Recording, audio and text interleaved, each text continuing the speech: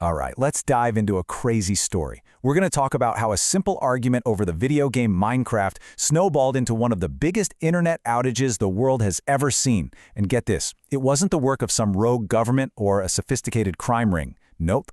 The masterminds were three college-age kids. So what kind of weapon could possibly have the power to knock some of the biggest websites on the planet offline all at the same time across multiple continents?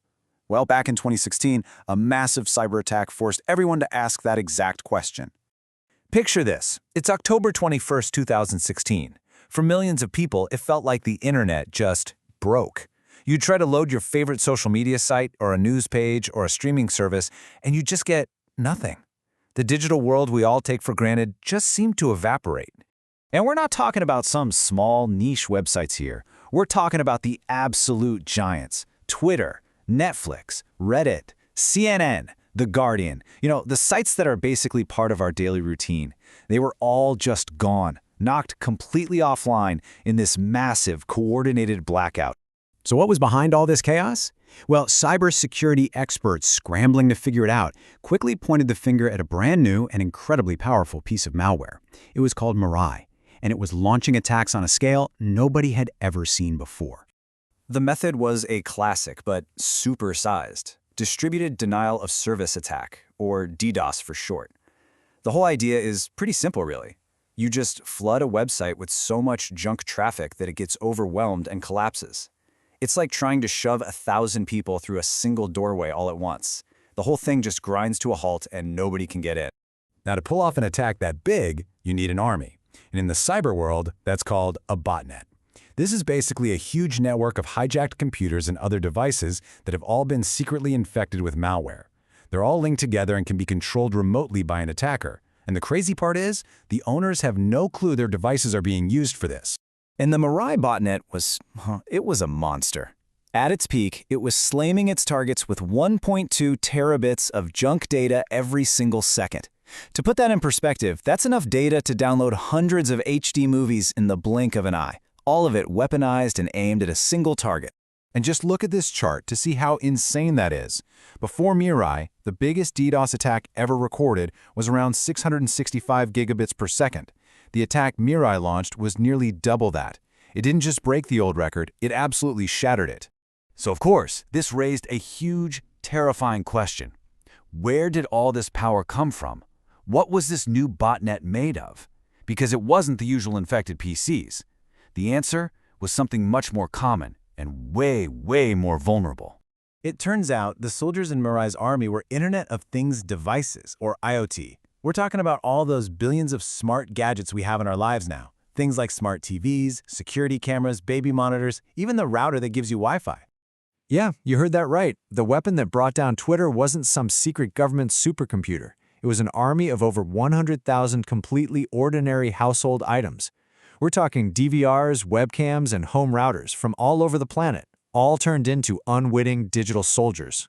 So how did they build this army so fast? Well, this might be the most unbelievable part of the whole story. It wasn't some brilliant, complex hack. The Mirai malware just scanned the internet for these smart devices and tried to log in using a list of about 60 super common factory default usernames and passwords. Things like admin and password. It was basically the digital equivalent of walking down a street and checking for unlocked doors, and it found hundreds of thousands of them. And this just goes to show you how widespread the problem was. These insecure devices were literally everywhere. But huge chunks of them were concentrated in places like South America and Asia, creating a truly global weapon. Okay, so we have the weapon, we have the method. But now for the wildest part of this whole story, the motive. With a weapon this powerful, you'd think it had to be a nation-state trying to start a cyber war or some massive criminal empire. The truth? Well, it was a lot weirder than that. So who would build something capable of causing this much global chaos? An elite team of government hackers? Some shadowy cybercrime ring looking for a massive payday? The answer is almost a joke. The Mirai Botnet was built by three young guys, and their grand plan, their initial goal, it was to launch attacks against Minecraft servers. Yeah, the blocky video game. They wanted to knock competitors offline to make money from their own server hosting business. This internet-breaking weapon started as a hustle in a video game. So who were these guys? Paris Jaw, Josiah White, and Dalton Norman. And get this, the irony is incredible. They ran a company that was supposed to protect people from DDoS attacks. Meanwhile, they were secretly building the biggest DDoS weapon in history to attack their own potential customers. Of course, they didn't stay untouchable for long. The FBI eventually figured it all out and tracked them down. After pleading guilty, Paris Jaw admitted to the court, "I was an arrogant fool, believing that somehow I was untouchable." It's a pretty stark reminder of how a stupid online scheme can turn into a very real federal crime. But here's the thing, catching the bad guys, it didn't solve the problem. In fact, in a last-ditch effort to cover their tracks, they did something that made the whole situation a million times worse. They pretty much ensured the chaos would continue long after they were behind bars. So, back in late 2016, trying to create confusion and hide their involvement, one of the creators just posted the entire source code for Mirai on a public hacker forum. They gave the keys to their superweapon away for free, hoping it would make it impossible for the FBI to trace the original attacks back to them. Well, it was like they'd released the recipe for a weapon of mass destruction. With the blueprint just out there for anyone to grab, hackers all over the world started creating their own, modified versions. The threat mutated. New, even more powerful botnets like Satori, Masuda, and Reaper started popping up, each one a little different, a little smarter. Mirai became a legacy that just refuses to die. So why does any of this matter to you, right now, today? Because the basic problem that Mirai took advantage of, all those insecure smart devices, it hasn't gone away. If anything, it's gotten worse. We all have more of these gadgets in our homes than ever, and a lot of them are just as easy to hack.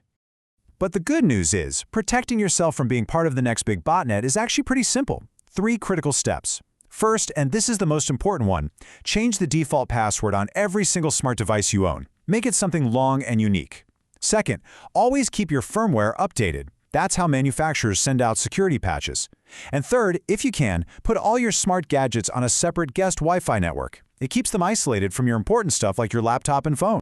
At the end of the day, the Mirai story is a huge wake-up call. It proved how millions of perfectly harmless devices, our devices, could be turned into a weapon powerful enough to damage the internet. And it really makes you think, right? What happens if the next massive global outage doesn't start in some secret hacker lair, but starts with the default password on your smart TV?